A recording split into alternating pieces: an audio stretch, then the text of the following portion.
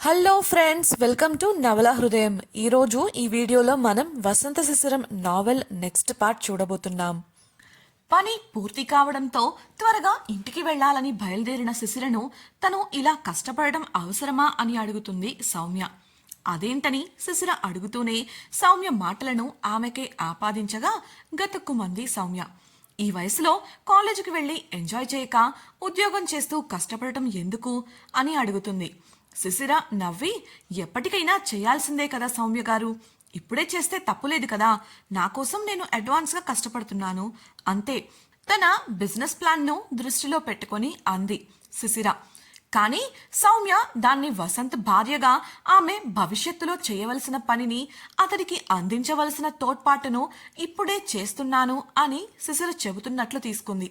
తన కోపాన్ని పైకి కనబడనివ్వకుండా సూటిగా శిశిరని చూస్తూ నిలబడగా శిశిర ఆలోచనలో పడింది. సౌమ్య గారికి నా బిజినెస్ ప్లాన్ గురించి చెప్పనా? అలాగే మా బంధం గురించి ఆఫీస్లో తెలియనివ్వకూడదు అని కూడా అడగాలి అని అనుకుంటూ ఉండగా ఆటో వచ్చింది. అది గమనించి, మళ్ళీ కలుద్దాం సౌమ్య గారు, నాకు ఆటో వచ్చేసింది అంటూ వీడ్కోలు పలికి బయటకు వెళ్లి ఆటో ఎక్కింది శిశిర. ఆమె వెంటే వచ్చిన సౌమ్య కోపంగా వెళుతున్న ఆటోను చూస్తూ నిలబడగా ఆటో అద్దం గుండా సౌమ్య సీరియస్గా ఉన్న ముఖాన్ని చూసిన శిశిర ఆలోచనలో పడింది. ఇప్పటిదాకా నవ్వుతూనే ఉన్నారు కదా, అంతలోనే ఆమెకు ఏమైంది? ఇంత సీరియస్గా ఉన్నారు, అది కూడా నన్నే చూస్తున్నట్లుగా ఉంది. మనసులో అనుకుంటున్న శిశిరకు కిషోర్ ఉదయం చెప్పిన మాట గుర్తొచ్చింది. కిషోర్ అన్నయ్య కూడా ఉదయం సౌమ్యతో క్లోజ్ అవ్వద్దు అని చెప్పారు. ఎందుకలా చెప్పారు అని ఆలోచిస్తుండగా ఆమెకు ఉమ నుండి ఫోన్ వచ్చింది. ఫోన్ ఎత్తి, చెప్పవే అన్న శిశిరను, ఏం చేస్తున్నావు, ఎక్కడున్నావు అని ప్రశ్నించింది ఉమ. ఆటోలో ఉన్నాను, ఆలోచిస్తున్నా, పరధ్యానంగా సమాధానమిచ్చింది శిశిర. వసంత్ గారికి దగ్గరవడం గురించా? అల్లరిగా అన్న ఉమకు, కాదు సౌమ్య గారి గురించి అనేసి వెంటనే తేరుకుంటూ, ఏయ్ నీకు దెబ్బలు పడతాయి ఉక్రోషంగా అంది శిశిర. అలా అనటమైతే కోపంగా అంది, కానీ ఉమ అన్న మాటకు వసంత్ తలపురాగా ఆమె చెంపలు ఎరుపెక్కాయి. శిశిర అన్న మాటకు ఉమ పకపక నవ్వుతుంటే, పక్కనే లేవు కాబట్టి బ్రతికిపోయావు, ఇంతకీ ఎందుకు ఫోన్ చేశావు చిరుకోపంగా అడిగింది శిశిర.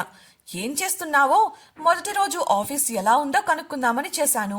అయినా ఆ సౌమ్య గురించి ఏం ఆలోచిస్తున్నావు? మళ్ళీ నిన్ను కలిసిందా ఆసక్తిగా అడిగింది ఉమ. శిశిర బదులిస్తూ, కలిశానులే అని చెప్పగా, ఆఫీస్లోనా? వసంత్ గారి ఆఫీస్లో దానికేం పని చిరాగ్గా అంది ఉమ. అది ఇది అంటే మర్యాదిచ్చి మాట్లాడలేవా అని శిశిర కోప్పడగా, దాని ముఖానికి మర్యాద ఇవ్వాలా, ముచ్చుమొహంది, ఇంతకీ ఎందుకొచ్చింది విసుగ్గా అడిగింది ఉమ.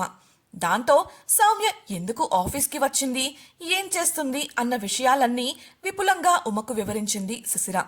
ఆమె వివరణతో ఆలోచనలో పడిన ఉమ, అయితే ఇలా చివరికి వసంత్ గారి ఆఫీస్లో తిష్ట వేసిందన్నమాట. ఏంటా ఈ మధ్య అస్సలు కనిపించడం లేదు అనుకున్నాను, బాగానే ప్లాన్ చేసింది అని అనగా, ఏం మాట్లాడుతున్నావే అయోమయంగా అడిగింది శిశిర. ఒసే తింగరదానా, ఇంకా నీకు అర్థం కాలేదా? అది నీ మొగుడిని బుట్టలో వేసే ప్రయత్నంలో ఉంది. మొదట నీకు దగ్గరయ్యి నీకు ద్వారా అనుకున్నది సాధించాలి అనుకుంది. నువ్వు ఎలాగో ముద్దపప్పులా ఉన్నావులే, నిన్ను ఈజీగా పక్కకు నెట్టొచ్చు అని అర్థమై ఇప్పుడు నేరుగా వసంత్ గారి ఆఫీస్కి వచ్చేసింది కోపంగా చెప్పింది ఉమ. ఉమా, నీకు చాలాసార్లు చెప్పాను, నువ్వెందుకు ఇలా ఆలోచిస్తున్నావు? సౌమ్య గారు అలాంటి అమ్మాయి కాదు అని శిశిర చెప్పగా, ఓహో, ఆవిడ గారికి అలాంటి ఆలోచన లేకపోతే ఆమెకు ఉన్న కెపాసిటీకి వాళ్ళ కంపెనీలోనే మేనేజర్గానో బాస్ పోస్ట్లోనో కూర్చోవచ్చుగా. ఇలా ఇంకొకరి కంపెనీకి వెళ్ళి పనిచేయాల్సిన అవసరం ఏముంది? అది కూడా ఒక తక్కువ స్థాయి ఉద్యోగిగా. నువ్వే ఆలోచించు, ఆమె రేంజ్కి నీతో స్నేహం చేయాలి అని ఎందుకు అనుకుంది?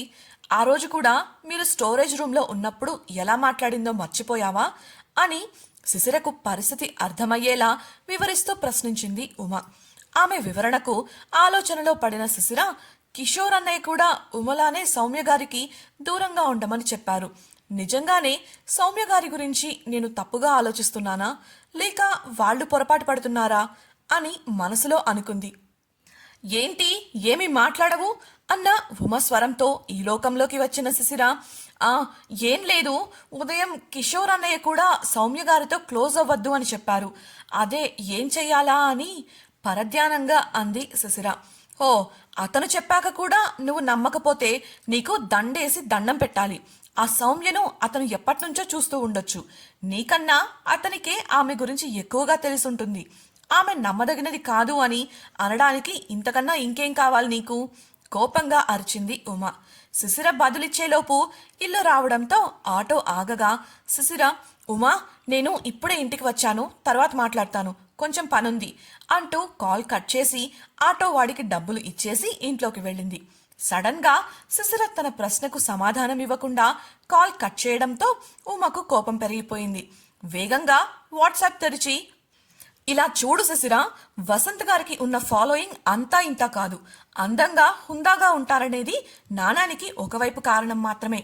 కానీ ఆయన ఒక సక్సెస్ఫుల్ వ్యాపార దిగ్గజం అవటం అనేది మరోవైపు రూపం. అందం కన్నా కూడా డబ్బుకు ప్రాధాన్యత ఇచ్చే లోకంలో ఉన్నాం మనం. అవకాశం దొరికితే ఆయనను తన్నుకుపోవాలని చాలా మంది చూస్తుంటారు. నువ్వే చెప్పావు కదా, సౌమ్య తాతగారు ఆమెను వసంత్ గారికి ఇచ్చి పెళ్లి చేయాలి అనుకున్నారు అని. ఆ విషయం మాట్లాడటానికి వచ్చినప్పుడే వసంత్ గారు నిన్ను ఆయనకు పరిచయం చేశారు అని. వసంత్ గారి లాంటి క్యాపబుల్ మనిషిని మిస్ చేసుకోవాలని ఎవరు మాత్రం అనుకుంటారు? ఆ సౌమ్య చూడటానికి పైకి సున్నితంగా సౌమ్యంగా కనిపిస్తుంది, కానీ దాని లక్షణం అది కాదు అని నా గట్టి నమ్మకం. లేకపోతే తాను పెళ్లి చేసుకోవాలి అనుకున్న వాడికి వేరే అమ్మాయితో పెళ్లి జరిగింది అని తెలిస్తే ఏ అమ్మాయి తట్టుకోగలదు? ఒకటి బాధైనా పడాలి, లేదంటే కోప్పడాలి. కానీ ఈమె ఆ రెండూ చేయలేదు. సరికదా, తనకు శత్రువు స్థానంలో ఉన్న నీతో స్నేహం చేయాలనుకుంది. బాగా గుర్తుకు తెచ్చుకో, నేను అనుకున్నది నిజమైతే తను నిన్ను కలిసిన ప్రతిసారి వసంత్ గారి టాపిక్ తెచ్చుంటుంది. తను కోల్పోయిన అవకాశం గురించి, అలాగే నీకు దక్కిన విషయంగా నిన్ను తక్కువ చేస్తూనో మాట్లాడి ఉంటుంది. అంతదాకా ఎందుకు? ఆ రోజు భానుమతి గారితో నీ గురించి ఎంత ఇండైరెక్ట్గా మాట్లాడిందో గుర్తుకు తెచ్చుకో. ఎందుకు చెప్తున్నానో అర్థం చేసుకో శిశిరా. దానికి దూరంగా ఉండు. వసంత్ గారికి నువ్వంటే పిచ్చి ప్రేమ. అది అర్థం చేసుకొని ఆయనతో ప్రేమగా నడుచుకో. నీ మంచి కోరే నీ స్నేహితురాలిగా చెబుతున్నాను. ఇక నీ ఇష్టం అంటూ పెద్ద సందేశాన్ని టైప్ చేసి శిశిరకు పంపింది. అప్పటికే తన గదికి వెళ్ళిపోయి ఫ్రెష్ అవ్వడానికి బాత్రూమ్ లోపలికి వెళ్ళిన శిశిర మెసేజ్ వచ్చిన శబ్దం కూడా వినలేదు. త్వరగా ఫ్రెష్ అయ్యి క్రిందికి వెళ్ళిన ఆమె ఇంటి పనిలో బిజీ అయిపోయింది. హైదరాబాద్ సిటీలోని ఒక మారుమూల ప్రాంతంలోని ఒక వీధి నిర్మానుష్యంగా ఉంది. ఆ రోజు రుద్రదే తప్పు అంటూ అతనిని అరెస్టు చేయాలని చూసిన మొదటి పోలీస్ అధికారి మామూలు దుస్తుల్లో చుట్టూ చూసుకుంటూ ఆ వీధిన ముందుకు నడుస్తున్నాడు. కొంత దూరం వెళ్ళాక తనకు కుడివైపున ఉన్న ఒక ఇరుకు సందు కనిపించి తన ఫోన్ వంక చూశాడు. తన ఫోన్ స్క్రీన్ పై కనపడుతున్న నంబర్, అలాగే ఆ ఇంటి గోడపై ఉన్న నంబర్ సరిపోలడంతో ఆ సందులోకి వెళ్ళాడు. అలా నడుస్తూ వెళ్లిన 20 సెకండ్ల తర్వాత ఒక ఇంటి తలుపు తెరుచుకోగా అక్కడ నిలబడిన ఆడమనిషి చెయ్యి అతన్ని ఇంట్లోకి రమ్మంటూ పిలిచింది. అతడు ఆమెను అనుసరించగా అతడు ఆ ఇంట్లో అడుగు పెట్టడమే నెత్తిన ఉన్న కొంగు ముసుగును తీసింది ఆమె. ఆవిడ మరెవరో కాదు, అమృత మేనత్త. అధికారి విసుగ్గా, నాకు ఫోన్ చేయొద్దు అని చెప్తే వినవా నువ్వు? పోలీసులకు దొరికితే నాకు ఎంత పెద్ద సమస్య అవుతుందో తెలుసా అని ఆమెను అడగగా ఆవిడ, ఫోన్ చెయ్యక ఏం చేయమంటావు? పోయి పోయి నీకు సాయం చేయాలని చూసి అసలుకే ఎసరు లేకుండా పోయింది మాకు. ఇదంతా నీ వల్లే కదా అంది. వారి గొంతు విన్న ఆమె భర్త మరియు కొడుకులు లోపలి గది నుండి బయటకు రాగా, నేను పెళ్లి చేసుకోవాలి అనుకుంటే నీ మేనకోడలే కాకపోతే ఇంకోటి వస్తుంది. అయినా అంతా నాకు చెప్పి చేశారా మీరు? ఆ పిల్లను విదేశాలకు అమ్మిన విషయం నా దగ్గర దాచారు. ఒక రౌడీ వెధవతో లేచిపోయింది అని, వాడు దాన్ని చిత్రహింసలు పెడుతున్నాడని అబద్ధాలు చెప్పారు. మీకు మీరే గోతులు తవ్వుకుంటూ అందులోకి నన్ను కూడా లాగాలని చూశారు అని అరిచాడు అధికారి. అందుకు కొడుకు, ఇదిగోండి సార్, మీరు సంబంధాలు చూస్తున్నామంటే మేము ఫోటో చూపించాం. చేసుకుంటే తననే పెళ్లి చేసుకుంటాను అని పట్టింది మీరు. అందుకోసం ఏదైనా చేస్తానని మాట ఇచ్చింది మీరు అని నిలదీశాడు. అందుకు అధికారి తడబడుతూ, అన్నాను, అమ్మాయి అందంగా ఉందని అన్నాను. 40 దాటినా పెళ్లి కాలేదని కక్కుర్తి పడ్డాను.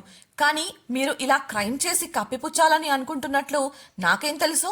అయినా అలాంటిది ఏదైనా ఉంటే ముందే చెప్పాలి కదా అని చెప్పాడు. అందుకు కాత్యాయని, అమృత మేనత్త, ఇలా వాదించుకున్నంత మాత్రాన సమస్య తీరిపోతుందా ఏంటి? ముందు ఈ సమస్య నుండి బయటపడే మార్గం చూడండి అని అంది. ఏంటి బయటపడే మార్గమా? మీరు చేసిందంతా పూసగుచ్చినట్లు చెప్పి మీపై కేసు పెట్టింది ఆ అమృత. మా సార్ కూడా ఆ కేసు గురించి చాలా సీరియస్గా విచారణ చేస్తున్నాడు. చిప్పకూడు తినాలని నిర్ణయించుకుంటే మాత్రం ఆయన కంటపడండి, లేదనుకుంటే దాక్కోండి, లేదా సిటీ వదిలి పారిపోండి. అంతేకాని నాకు ఫోన్ చేసి విసిగిస్తూ నన్ను ఇందులో ఇరికించకండి. తేల్చి చెప్పగా విస్తుపోయారు కాత్యాయని వాళ్ళు. నేను చెప్పాల్సింది చెప్పాను, ఇక నేను వెళ్తున్నా అంటూ అతను వెనుతిరగగా కోపంగా చూస్తూ అతన్ని అడ్డగించింది కాత్యాయని. ఇంతకీ కేసు నుండి తప్పించుకోవడానికి కాత్యాయని వాళ్ళు ఏం చేయబోతున్నారు? పై అధికారి వారిని పట్టుకోగలడా? వారి తర్వాత ప్రణాళిక ఏంటి? ఉమా సలహా పనిచేస్తుందా? శిశిర సౌమ్యను దూరం పెడుతుందా? సౌమ్య ప్లాన్ ఏంటి? తెలుసుకోవాలనుకుంటే ఛానల్ను సబ్స్క్రైబ్ చేసి వసంత శిశిరం నెక్స్ట్ ఎపిసోడ్ వినేయండి. మీకు ఈ వీడియో నచ్చినట్లయితే లైక్ చేసి మీ స్నేహితులకు షేర్ చేయండి. మీ అభిప్రాయాలను మాతో పంచుకోవడం కోసం కామెంట్ సెక్షన్లో తెలియజేయగలరు. ఇట్లు మీ నవలా హృదయం team. Thank you for listening.